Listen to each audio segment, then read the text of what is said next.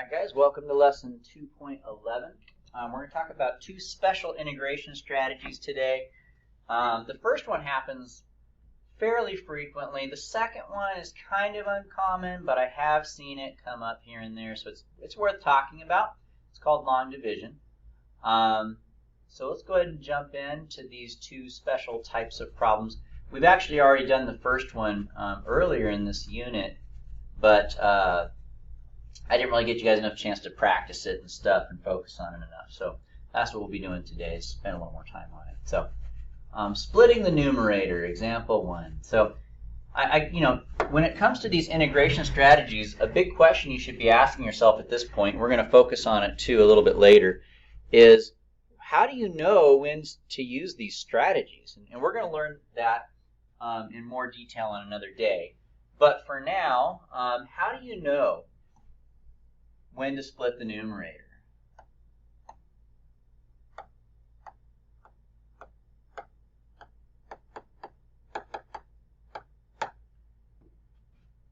When do we do this? Well, you're going to do it anytime. It's a possibility if your numerator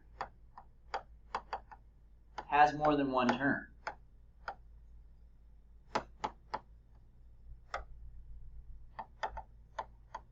Okay.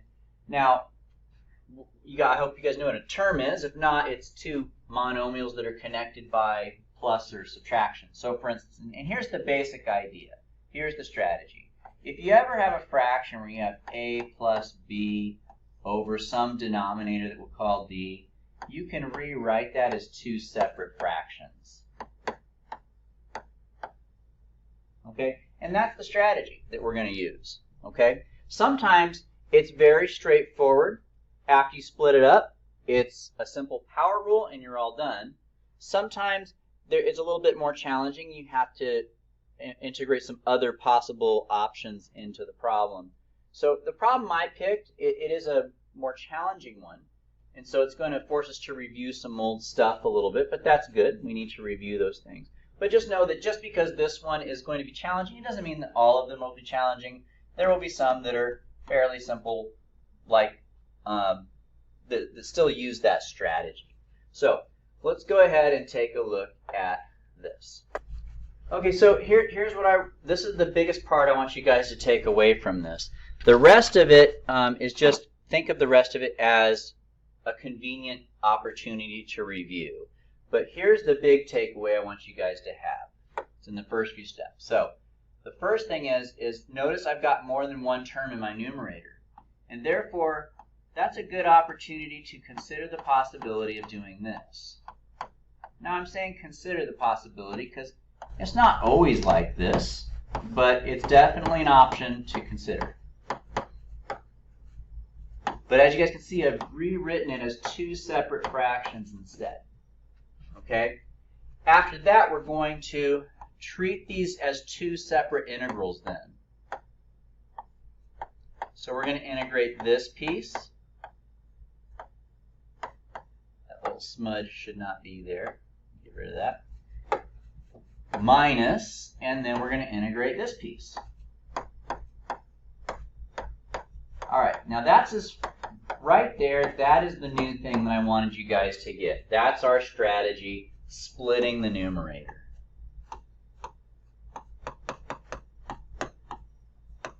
Now at this point, we're going to integrate each one of these things separately now. So that's it.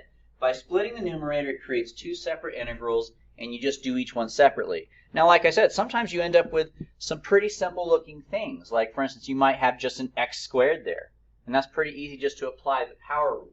Sometimes you end up with more challenging and complicated looking problems. Now, these ones, I made it more complicated just because I want to review the strategies we've been learning. But let's go ahead and see. So now, for this first one here, how would I integrate this one here on the right? What would I do? Well, we're going to talk more about this on, I think, lesson 2.13.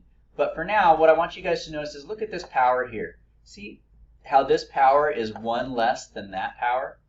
When that happens, that's a pretty good indicator that you're going to do u substitution, where you make the bottom equal to the u. Okay? So that's what we're going to do for this half of the problem. So let's go ahead and do the derivative of u with respect to x is going to be 24x to the 5th. We're going to get the dx by itself.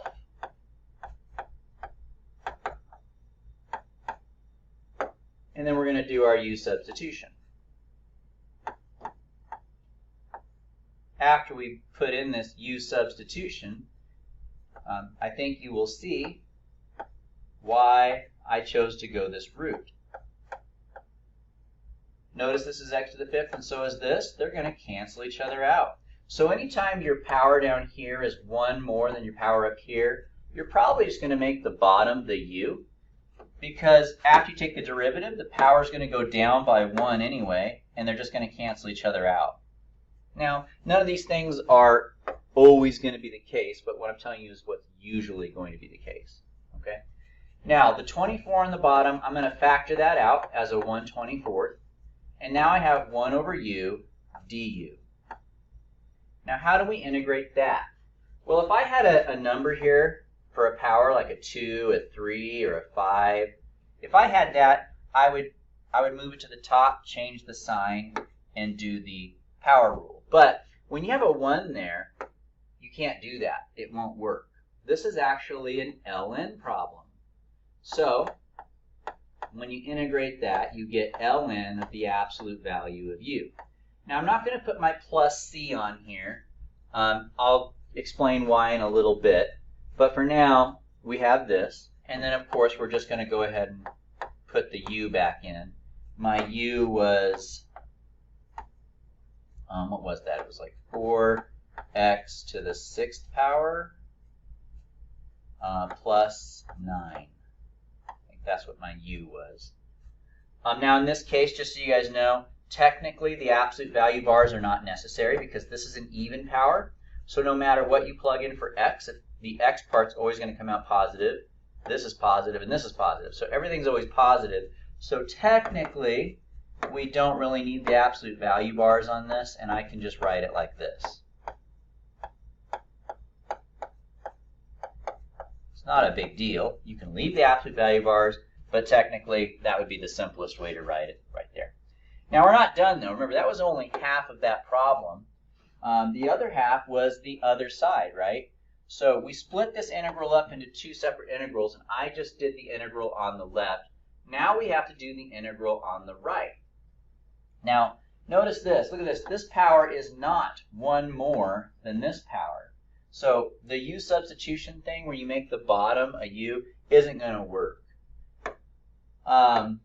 Now, we have seen some problems kind of like this, and what I would encourage you to do is think for a minute. What strategy do you think this might look like? What patterns does this seem to fit of all the integration strategies we've been looking at? Well, the only one that we've really looked at that fits this pattern is the things that have arc-trig functions. Arc-trig functions. And in fact, this one would fit the arc-tangent pattern because we have 2 perfect squares here. Okay, so that's kind of tough to identify, but there it is.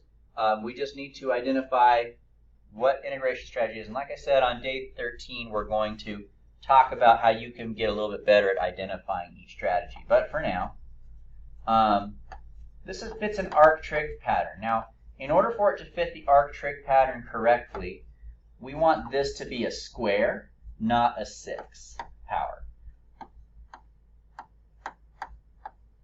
So what would I put in the parentheses so that after I square it, I end up with 4x to the 6th? Well, that would be 2x to the 3rd.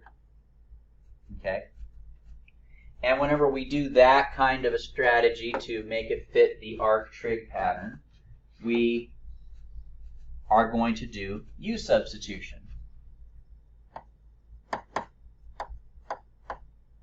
Where u is equal to the part that's in the parentheses.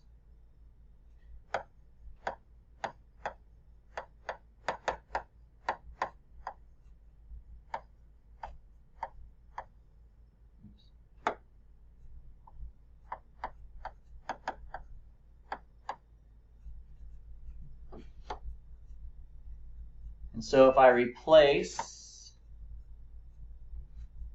these items here, we have 6x squared is on the top. We have u squared plus 9 on the bottom.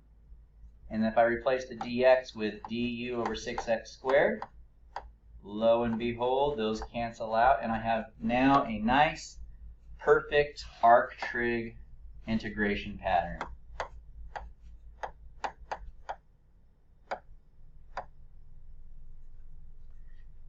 All right, so when you do an arc-trig integration, we have 1 over a, and a is the square root of this number, so that would be 3. Arctan of u over the square root of that number again. And once again, we need a plus c, but I'll get to that in a second. So for now, we have a 1/3 arctan of, and my u, I believe was 2x to the 3rd, if I'm not mistaken. And there's that. So now I've integrated both sides. The left side gave me this, and the right side just gave me that. Now I didn't put a plus c. Why didn't I put a plus c? Well, technically you could have. You could have put plus c here, and you could have put plus c here. And what the plus c represents is it just represents some unknown constant number. So what do you get, though, when you put one unknown constant with another unknown constant? Well, when you put one unknown constant with another unknown constant, you just end up with another unknown constant. So there's no point in writing it twice. You really just need to write it once. Okay? But something that we might be apt to miss is not only did we split these things up, but when we did you guys notice that these things are being subtracted from each other?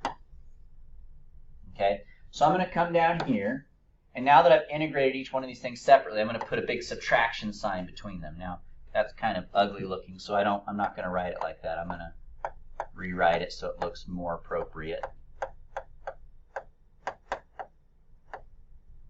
Minus 1/3 arctangent of 2x cubed over 3 plus c.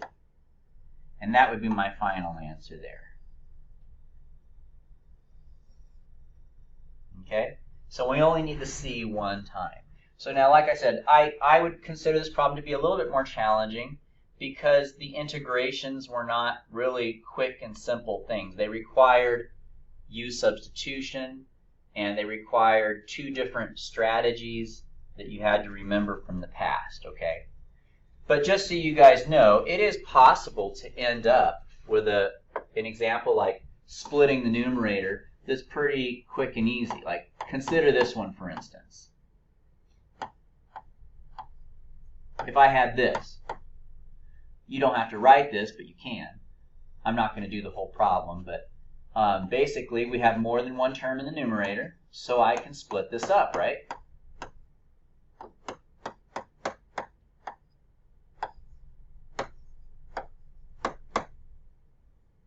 And so if I integrate these separately now, I have that. And this one can be reduced. And then all I would do is just change this to a -2. I would change this one to a -3. And from there, you just do the power rule, where you add 1 and divide by that number. So this one would be substantially less work. Okay?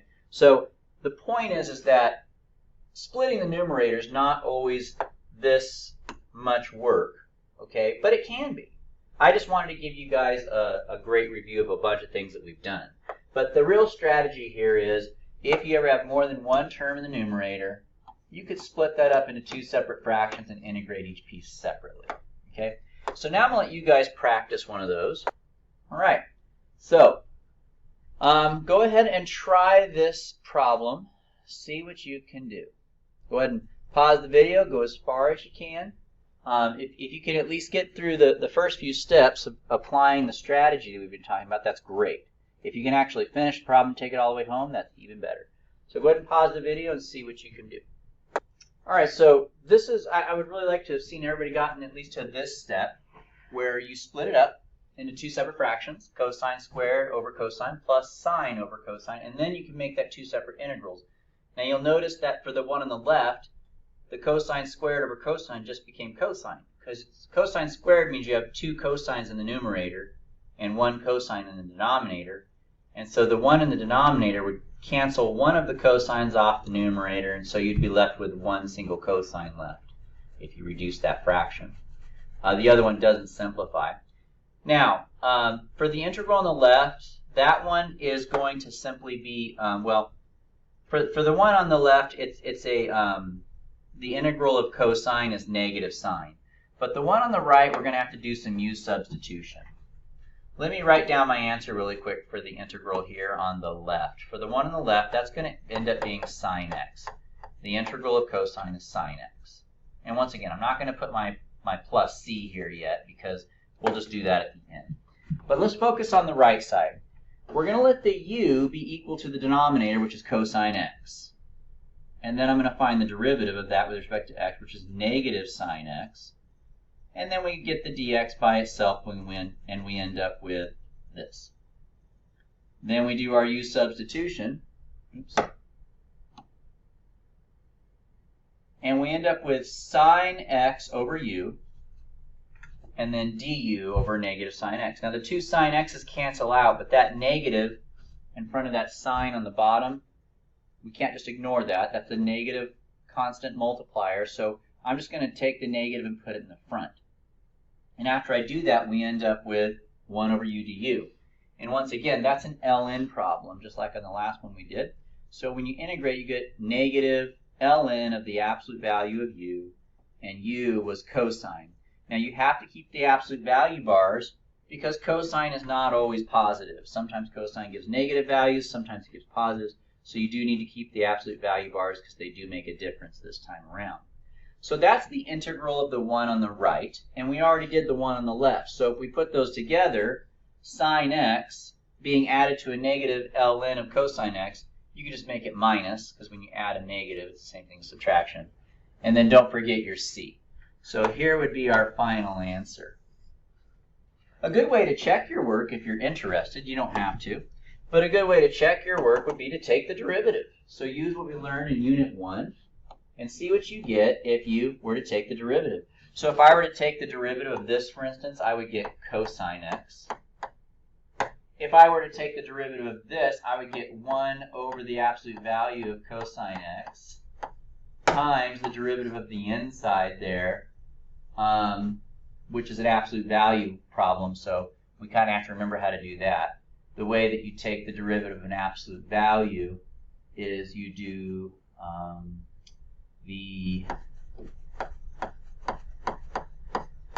something to this effect, I believe. And then you multiply it by the derivative of the inside, which would be negative sine x. So here's the derivative of the ln, here's the derivative of the absolute value, and here's the derivative of the cosine. It's like a double chain rule, the eggshell, egg white yolk problem. Anyway, so the absolute values you can just get rid of, and so we're left with cosine of x minus a negative sine of x over cosine of x. Those just add together, right? Because double negatives make a positive. We need a common denominator, so I'd multiply this one by cosine x on the bottom and on the top. Cosine times cosine is cosine squared.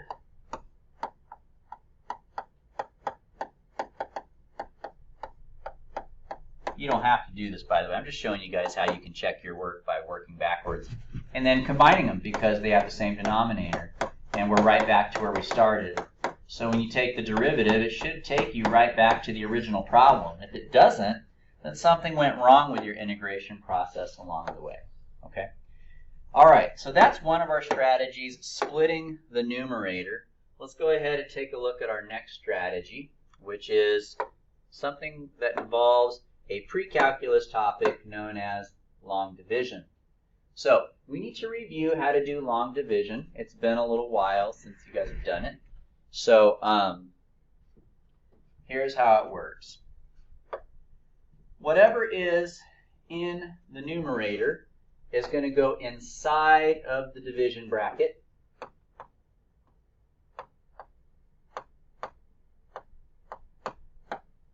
and whatever's on the bottom goes outside. Okay? Now, before this long division process will work, you need to make sure that all the powers are accounted for. I'm going to write some steps here on the side. The top goes here, the bottom goes here.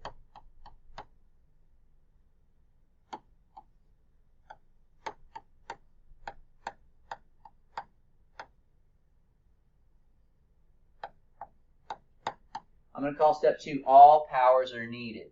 And then in parentheses, I'm going to put zeros, and you'll see why. Here's what I mean by that.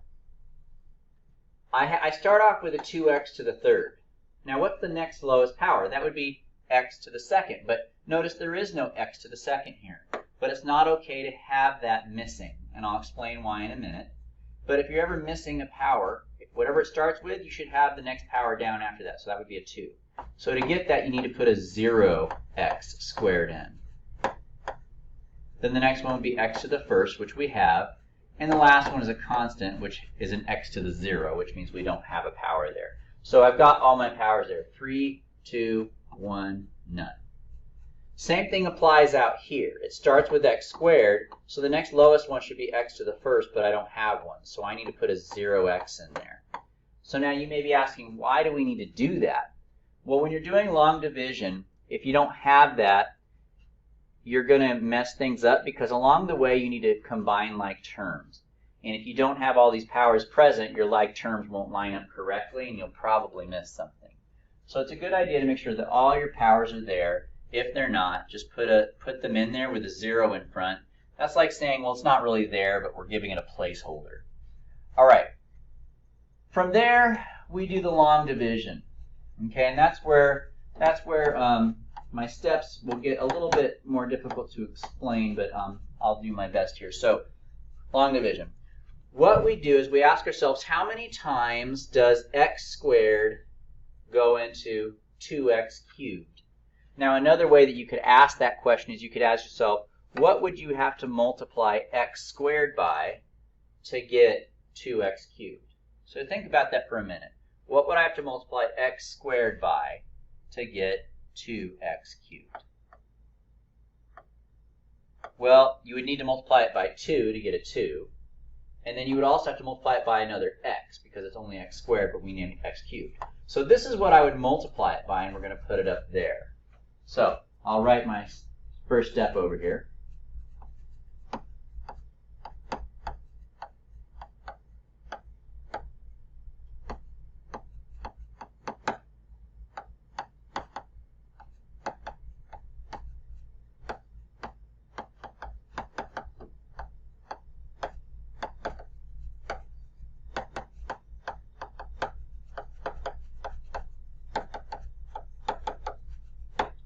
What would you multiply the first term outside the brackets by in order to get the first term inside the brackets? And you just put that on top of the brackets when you're done.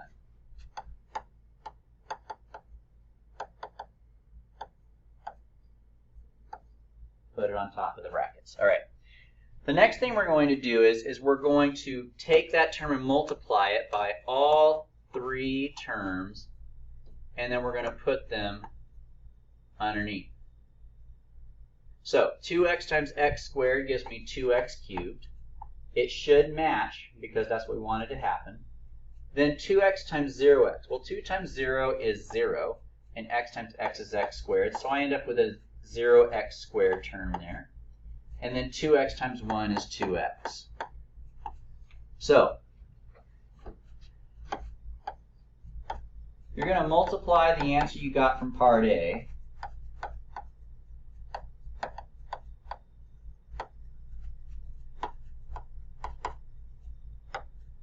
by the outside polynomial and put under the other one.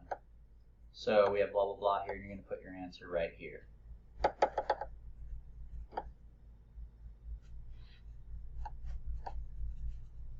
Okay? So now what we're going to do is we're going to subtract all that. That means we're going to change all the signs. So change change, change. Now, it doesn't mean you're always going to make them negative. I said change the signs. So if you actually have something down there that's already negative, then it becomes positive. All right. But in this case, all of mine are positives, so they become negatives. So I'm going to get rid of my positives there. And so for part C, I'm going to say change signs. And then part D, what we're going to do now is we're going to combine these like terms. So 2x cubed minus 2x cubed goes away. 0x squared and 0x squared doesn't matter. That just goes away. And then negative 8 and negative 2 makes negative 10x. Bring down the 5. And so combine the like terms and bring down your terms. Okay?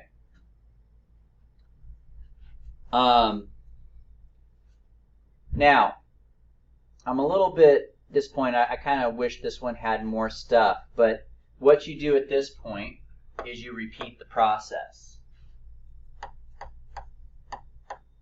if necessary.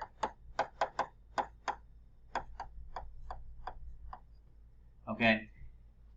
And in other words, what do I mean by that? You're going to you have to ask yourself, what would I multiply this first term by to get this first term? And then you just repeat the whole process.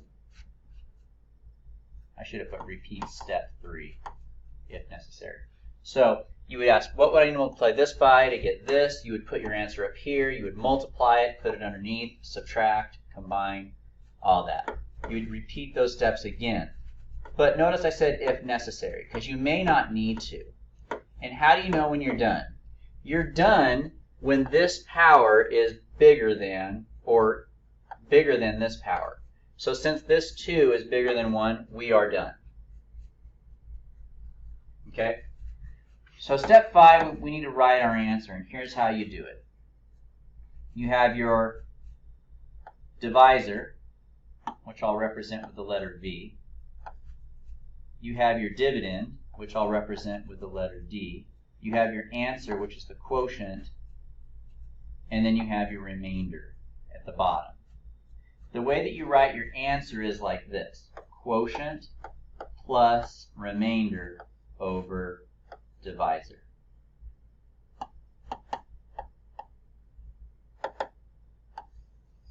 Now hopefully this isn't the first time you guys are seeing this. This all should be reviewed from your pre-cal or algebra 2 classes. Because this could be a little overwhelming if it's the first time you saw it. If it is, we may have to help you practice it a little bit. But if it's not, then hopefully it's just a review. But here's how you do it. You have your quotient, which is the number on top of the bracket. So for me, that's 2x. And then we have plus. And then we have the remainder. That's the part that is down here at the bottom. So for me, it's negative 10x plus 5. And then we have the divisor on the bottom here. And that's the one inside. The one outside the bracket. So it's going to be x squared plus 1. I'm not going to put the 0 there, because this 0x, because the only reason we had that was so the long division would work out, but I'm done with that. So my final answer, we don't need it. And we have that. Now you guys might be thinking, oh, that probably wasn't fun, and you might be thinking, gosh, I guess I kind of remember that. So why are we learning this in here? Well, it's actually something that can help you with integration.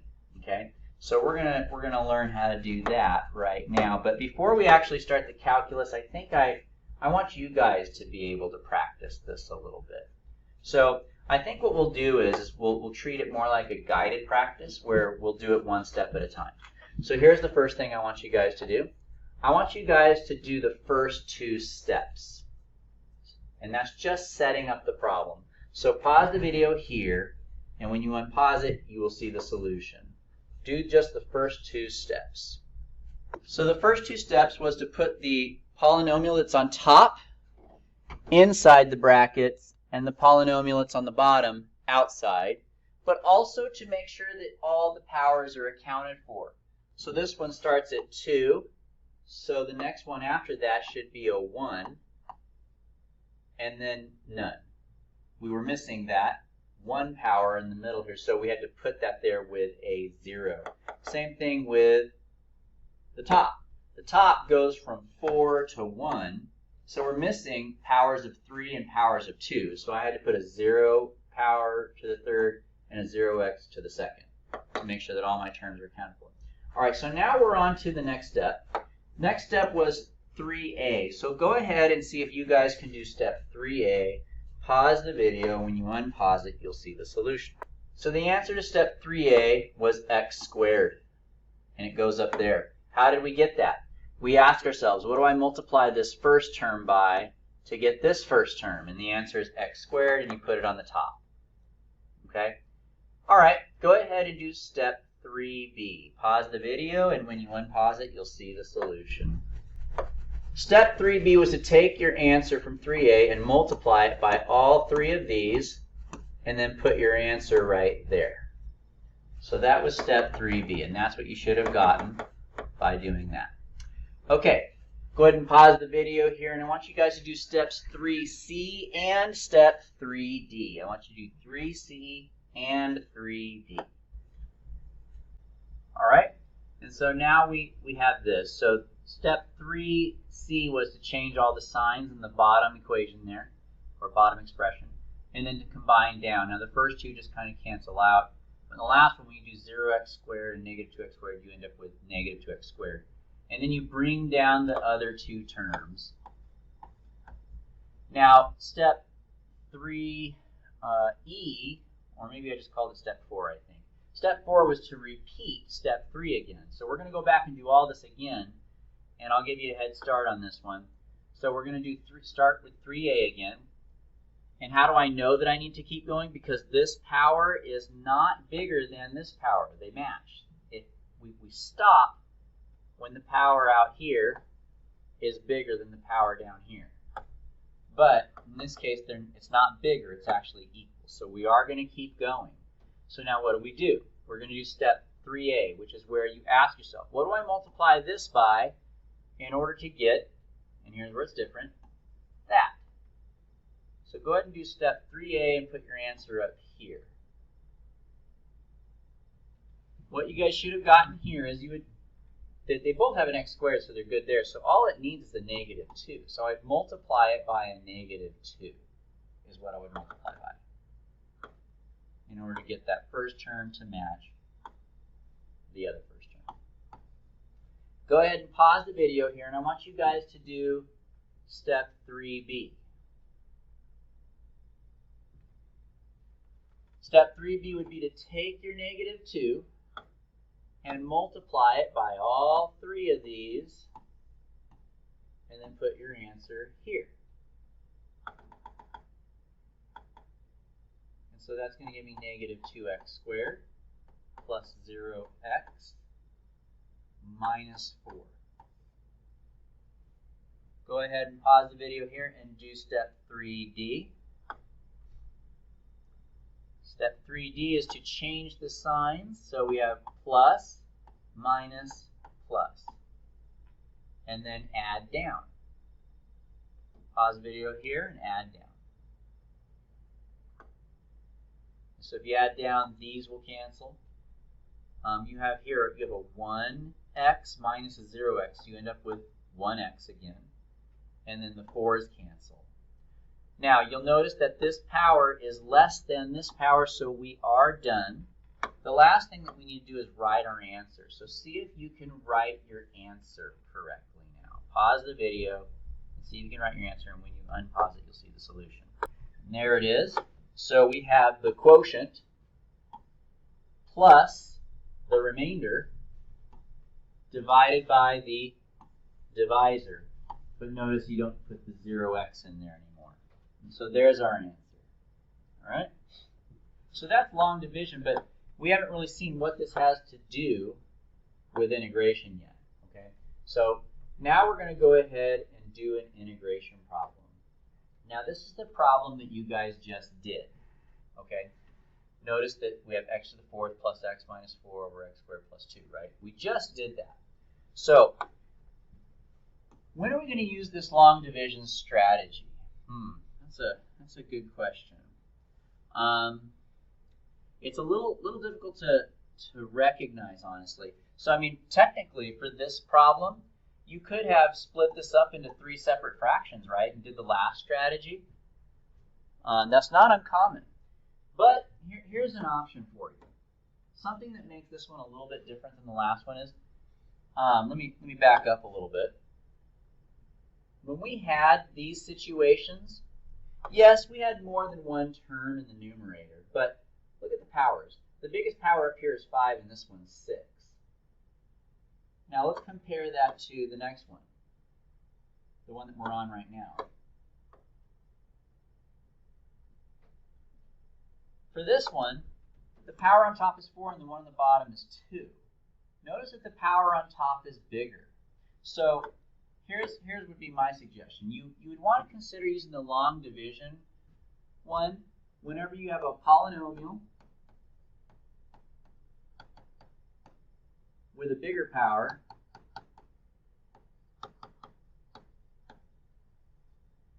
being divided by a polynomial with a smaller power. So in the example that we did in the beginning where we split the numerator, the bigger power is actually on the bottom. Okay? But when you're doing long division, that the time when you want to do that is if the bigger power is on top. All right, so now we already did this problem. So the first step when you see the situation, a polynomial with a bigger power on top of a polynomial with a smaller power, is the very first step you want to do is to do some long division. Now we already did that, right? And here's what we got. We got x squared. What did we get? X squared minus 2 plus x over x squared plus 2. That's what we got in the last slide, right? So the first step when you see a polynomial with a bigger power over a polynomial with a smaller power is to do long division. And that takes a little bit of work, but once you get there, you're going to rewrite your integral. I'm not changing its value. I'm just rewriting it using long division. It's the same expression, it's just written differently. Okay? It's written as a quotient with a remainder and a divisor instead of a top and a bottom fraction. But those two expressions are actually the same. Now what we do is we integrate each piece separately.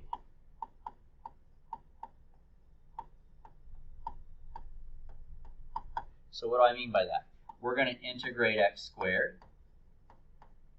Then we're going to integrate 2. And then we're going to integrate this one. So we're going to do each of these pieces that are separated by pluses and minuses separately. Okay? This one, simple power rule. You're just going to add 1 to the power and divide by that number. This one, all you do is put an x next to it, so that's cool. The next one is going to take a little bit of work. Okay?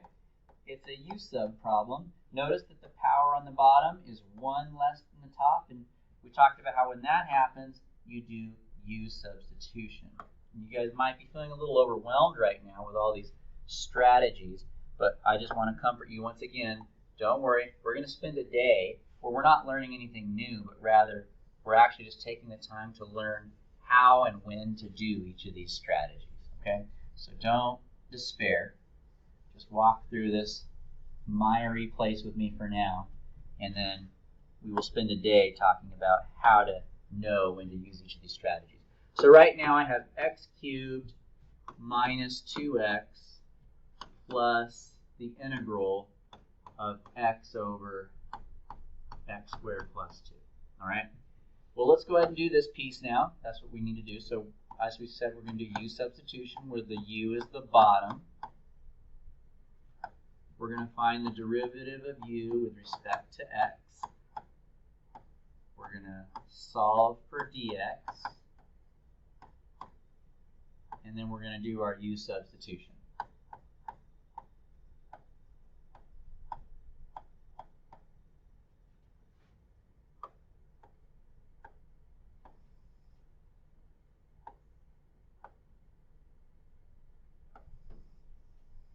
Okay, so as you guys can see here, the x's are going to cancel, and I'm going to take that 2 out in the front so it looks like this. And when you have a 1 over u, that's an ln problem, right? So now we have the x cubed minus 2x plus, we just did all this work, and we're going to find out that we have 1/2, and when we integrate this, we get ln. So 1/2 ln, absolute value of u. Don't forget your c. We're almost done. We just need to replace the u with what u equals.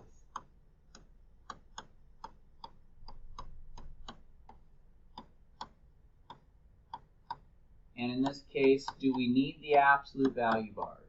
The answer is no, because we have a square plus 2, and that will always be positive. So you could also write it like this, and then we're done. Okay. So what's the strategy? The strategy is when you have a polynomial being divided by another polynomial, and the polynomial on top has a bigger power than the one on the bottom, you start with long division, and then you integrate each piece separately, and you're good to go. All right, so throwing at you guys here. Now, you guys are going to start from the very beginning. You're going to start by doing long division. So I want you guys to begin this process, and step 1, I want you guys to pause the video here, and I want you to rewrite this integral using long division. Whenever you are done, unpause the video and you will see the solution. All right, there you guys have it. So there's your long division off on the right side of the board. If you want to check your work or check mine, you're welcome to. But there it is. And so if I rewrite it, my quotient is x squared plus 6x plus 18. So we write that first, plus the remainder, which is 59, over the divisor, which is x minus 3. And so we've rewritten it. All right. The next thing we're going to do is we're going to integrate each piece, okay? So now the last piece, you can wait on that one, but go ahead and integrate the other 3 pieces first. Pause the video. When you're done, you can check your work. So if you integrate x squared, you get x cubed over 3.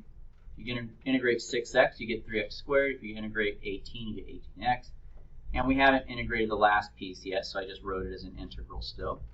All right, so from here on out, I'm going to let I want you guys to see if you can integrate this. It's a u sub problem. The bottom has a power of 1. The top has no x at all, which means that the power is 0. So the top is 1 power less than the bottom, and when that happens, you do u substitution. So go ahead and solve this problem, letting u equal x minus 3. Pause the video, and when you're done, you'll see the final and complete solution. So final answer's down there at the bottom. Like I said, we're going to let u be that. Solving for dx, we get that. Doing our u substitution, we get that. Take the 59 out. It's another ln problem, so we get that. And replacing the u, we get our final answer. And on this one, you do need to keep the absolute value bars because x minus 3 could turn out to be negative at some point. So there it is. That's the final solution. I believe that does it for the day. Let me take a look here just to be sure. Yep, that was it. All right, so happy homeworking, and we'll see you guys next time.